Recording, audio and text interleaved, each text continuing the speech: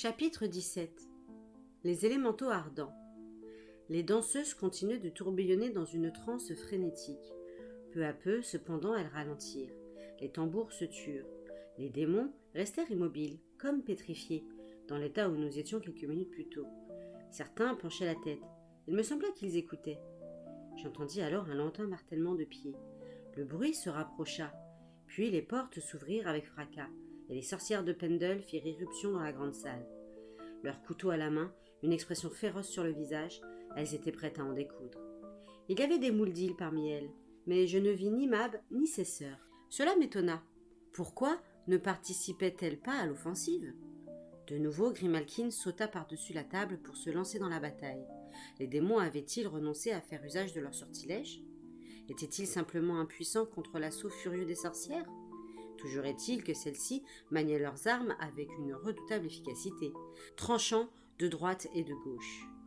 Leurs ennemis tentèrent de résister à coups d'épée.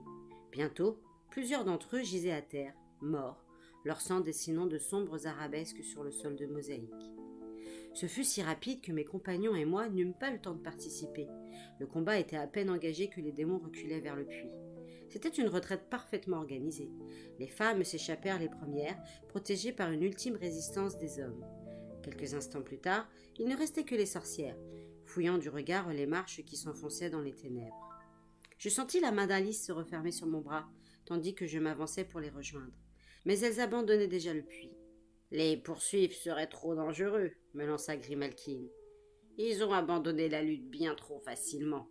Ne nous laissons pas abuser. Ils espèrent nous entraîner en bas pour nous tendre une embuscade. Nous allons prendre le chemin que nous a indiqué ta mère, petit. Je vous suggère d'attendre ici, jusqu'à l'attaque des mercenaires. Ils ne vont pas tarder à s'introduire dans la citadelle. » Sur ces mots, elle entraîna la horde de sorcières, enchevelées et couvertes de sang, vers la cour intérieure.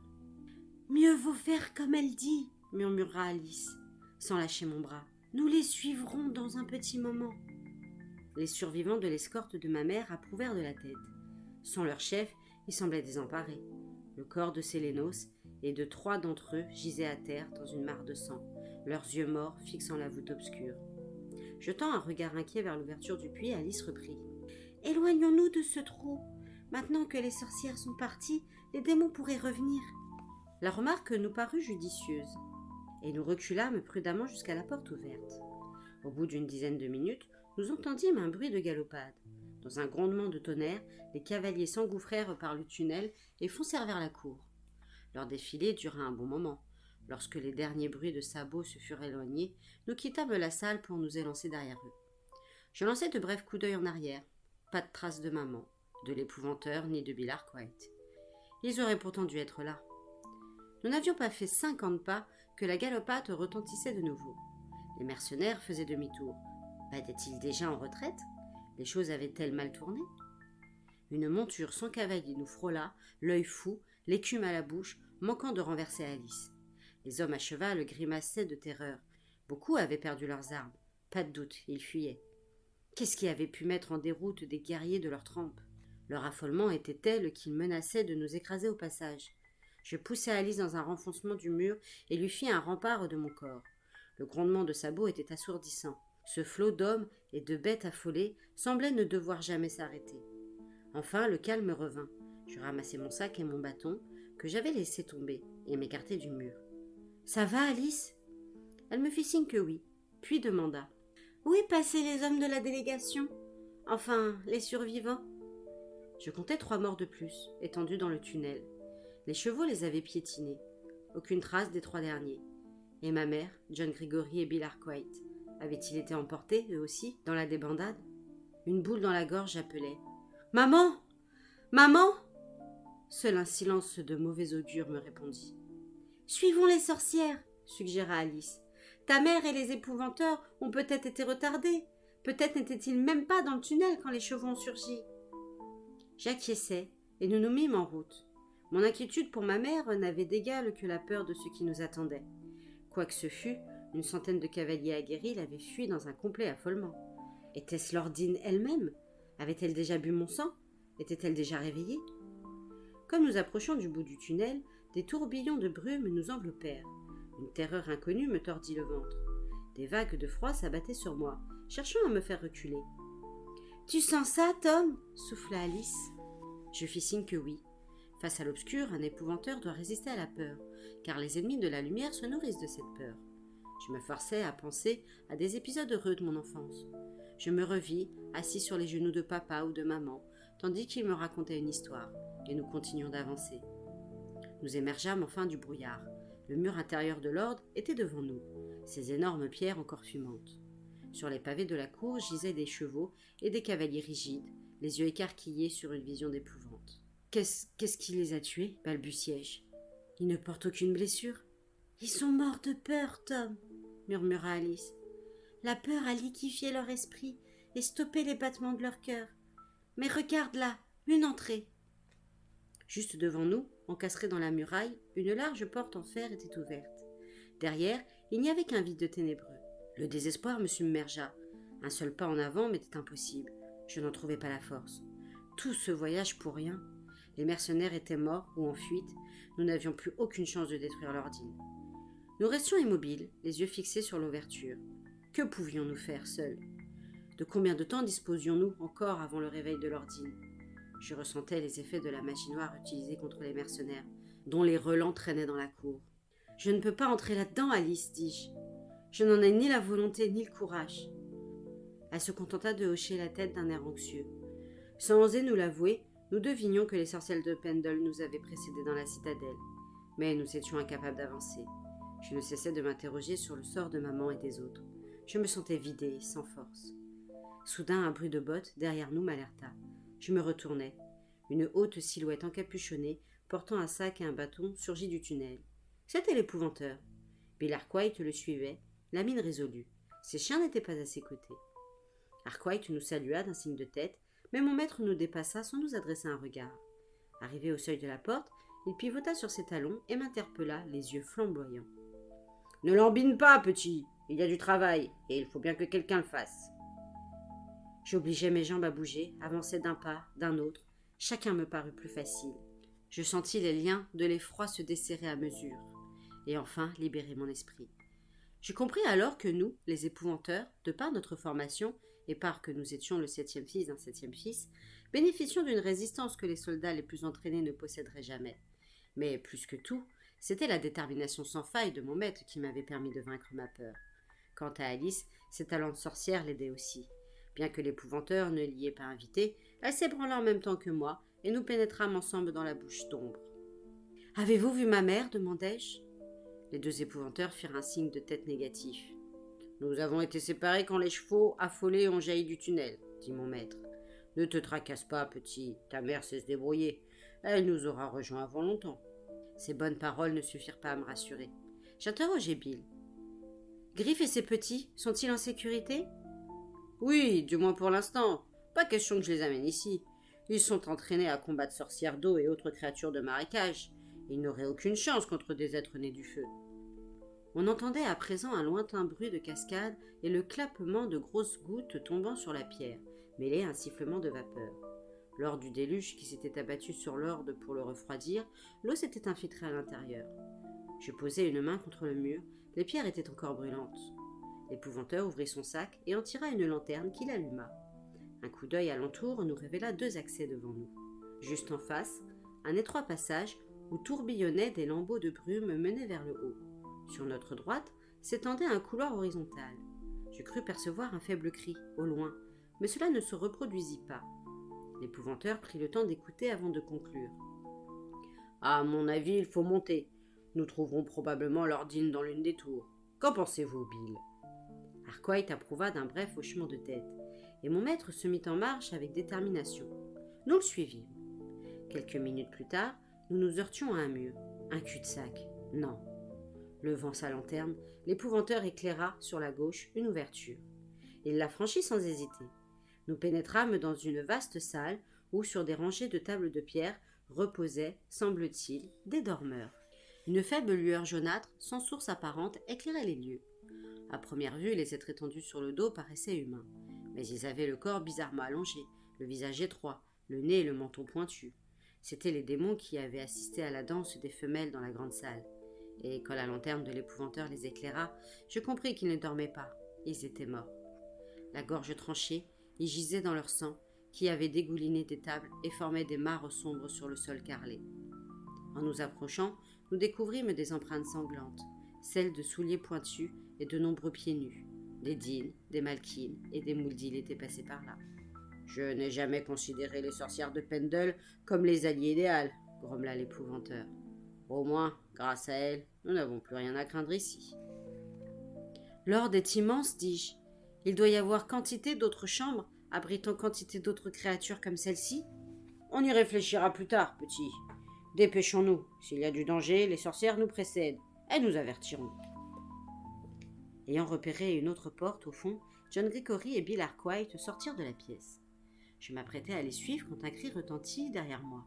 Je me retournai et découvris Alice, pétrifiée, une expression de terreur sur le visage. L'un des démons avait refermé la main sur son bras. Assis sur sa couche de pierre, il dardait sur sa prisonnière un regard malveillant. Sa gorge saignait, mais la blessure n'était pas assez profonde pour être mortelle.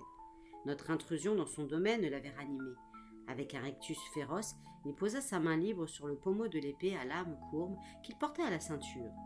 Je m'élançai et le frappai en pleine poitrine du bout de mon bâton. Au contact du bois de sorbier, il hoqueta comme un poisson hors de l'eau. Une salive sanglante coula de sa bouche. Il tira son arme. Je lui portai un deuxième coup. Il lâcha l'épée, libéra le bras d'Alice et culbuta hors de son lit de pierre. À demi accroupi, il m'observa, les yeux au niveau de la table. Puis, avant que j'aie pu réagir, il sauta. Aucun humain n'aurait pu réussir un tel saut, à une telle hauteur et à une telle vitesse. Il atterrit à mon côté et m'arracha mon bâton. Je basculai en arrière, roulai vivement sur le flanc. Je n'avais pas le temps de tirer de ma poche ma chaîne d'argent, mais la dague que Grimalkin m'avait donnée était là, derrière mon épaule. À la seconde où cette pensée me traversait l'esprit, je compris qu'il était trop tard. Le démon était sur moi. Deux choses se passèrent alors en même temps. Il y eut un déclic et une ombre vola au-dessus de ma tête. La créature porta la main à sa gorge, tomba à genoux en émettant un gargouillis, puis s'écroula. Après un dernier sursaut, il ne bougea plus. Alice me rejoignit. Elle tenait mon bâton. Le bruit que j'avais entendu, c'était le mécanisme relâchant l'alarme rétractable, à présent poisseuse de sang. Arkwright et John Gregory venaient de surgir. Leur regard allait d'Alice au démon mort. Arkwright m'aida à me remettre sur mes pieds. « Cette jeune fille vient de te sauver la vie, Tom Ward, à ce qu'on dirait. » Fidèle à son comportement envers mon ami, l'épouvanteur ne fit aucun commentaire.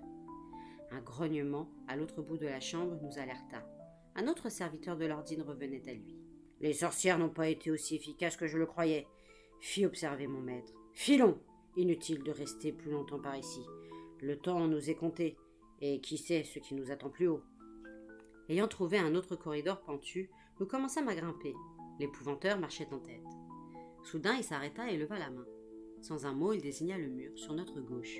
Une petite sphère rougeoyante, une boule de feu translucide, flottait à hauteur de sa tête. Elle n'était pas plus grosse que mon poing, et je crus d'abord qu'elle était attachée à la paroi. Mais elle se mit à flotter, traversa le couloir et se faufila à l'intérieur des pierres.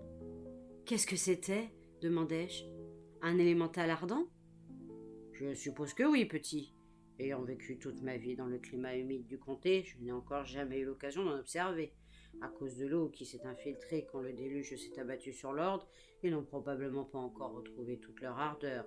Raison de plus pour accélérer le mouvement. Où est Sélénos ? Lui, il est au fait de ces sortes de choses. » « Il est mort.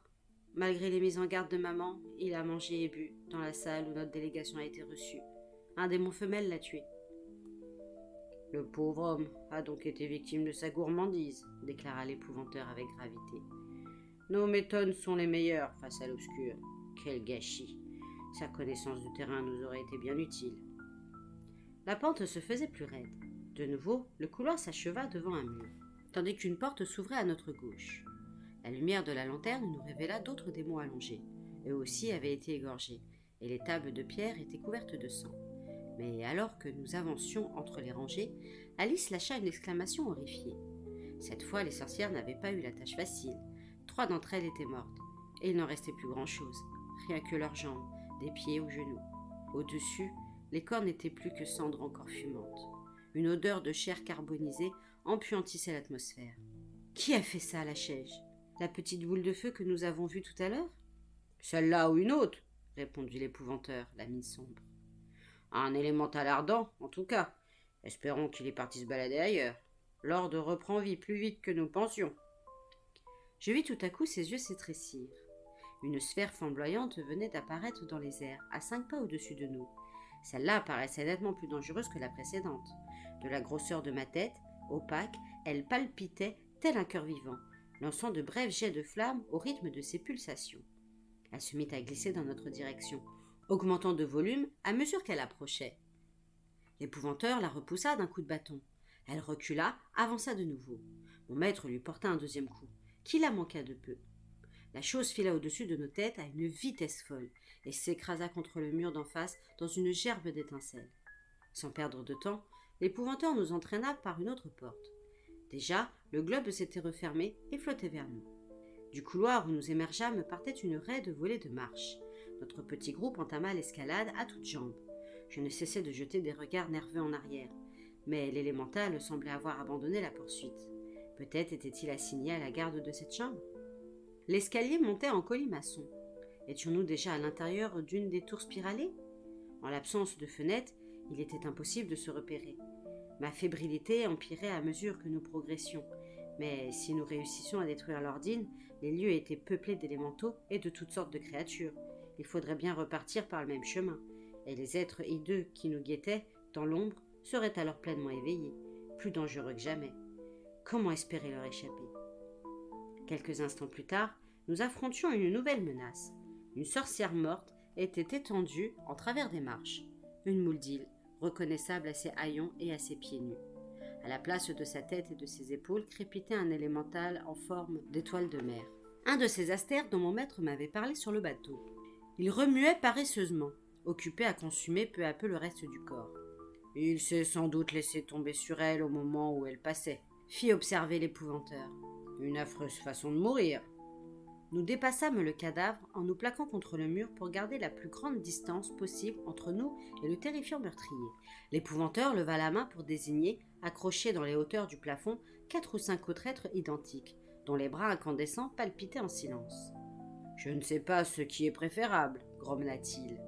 Avancer lentement ou passer à toute vitesse? Restons groupés et tentons la méthode lente.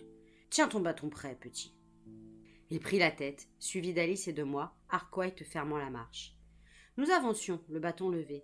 La peur me desséchait la bouche. Nous montions à pas réguliers, évitant tout mouvement brusque. Nous passâmes ainsi sous le premier astère. Peut-être était-il encore engourdi par les effets du déluge. En tout cas, je l'espérais. Alors que je nous croyais hors de danger, il y eut une sorte de sifflement, et l'un des astères se laissa tomber vers la tête de l'épouvanteur. Le bâton de John Gregory dessina un arc de cercle dans une explosion d'étincelles. La lame coupa la créature en deux. Les morceaux roulèrent sur les marches, où ils se mirent aussitôt à ramper l'un vers l'autre pour tenter de se reformer. Nous bondîmes en avant, sans cesser d'examiner le plafond pour éviter toute attaque surprise. Enfin, nous atteignîmes un palier. Devant nous, 3 portes ouvraient sur des escaliers caverneux. Ça devait être les entrées des 3 tours. « Laquelle faut-il emprunter ?» marmonna l'épouvanteur en observant l'un après l'autre les volets de marche. « Comment le savoir ?» fit Arkwright avec un haussement d'épaule fataliste. « Cet endroit est trop grand. On n'aura jamais fini de l'explorer à temps. On n'y arrivera jamais. » J'intervins une note d'espoir dans la voix.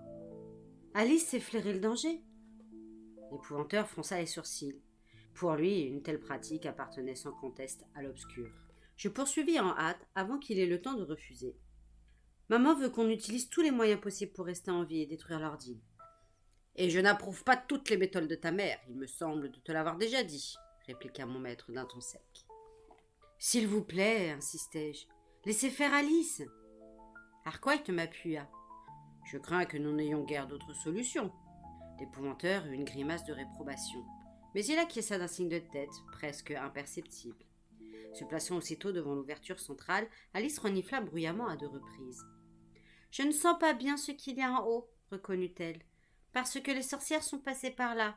Leur odeur a imprégné l'air. »« Alors, conclut John Gregory, c'est peut-être une bonne idée de suivre le même chemin.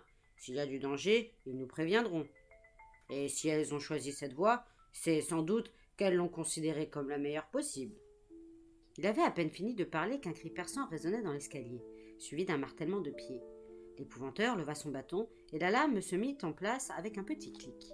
Quelques secondes plus tard, une sorcière hurlante déboulait sur le palier, la chevelure en feu, ses souliers pointus claquant sur la pierre. Elle ne nous vit même pas. Elle continua de fuir, dévalant les degrés derrière nous. Une deuxième apparut, une Mouldil aux pieds nus. L'épouvanteur la retint par la manche, et il dut la menacer de son bâton pour la contraindre à s'arrêter. « Que s'est-il passé » interrogea-t-il. Elle lui retourna un regard rempli de terreur. Son visage était noir de suie, mais elle ne paraissait pas blessée. « Laissez-moi partir !» piailla-t-elle. « Que s'est-il passé ? Parlez !»« Des démons de feu ! On n'avait aucune chance. Les autres sont mortes. Elles sont toutes mortes. » D'un geste brusque, elle se libéra et s'enfuit. Si elle disait vrai, Grimalkin comptait au nombre des victimes. Le pouvoir de Lordine était tel que les sorcières n'avaient pu ni détecter le danger, ni se défendre contre les élémentaux. Alice flaira l'escalier de gauche et secoua la tête. « Trop risqué par là. » Elle flaira celui de droite. « De ce côté, ça me paraît bon. » Nous entamâmes donc une prudente ascension. Une fois de plus, l'épouvanteur allait en tête. Nous montâmes pendant, me semble-t-il, une éternité. Mes jambes pesaient comme du plomb. L'idée qu'une citadelle aussi gigantesque ait pu jaillir du sol était aussi affolante qu'inconcevable.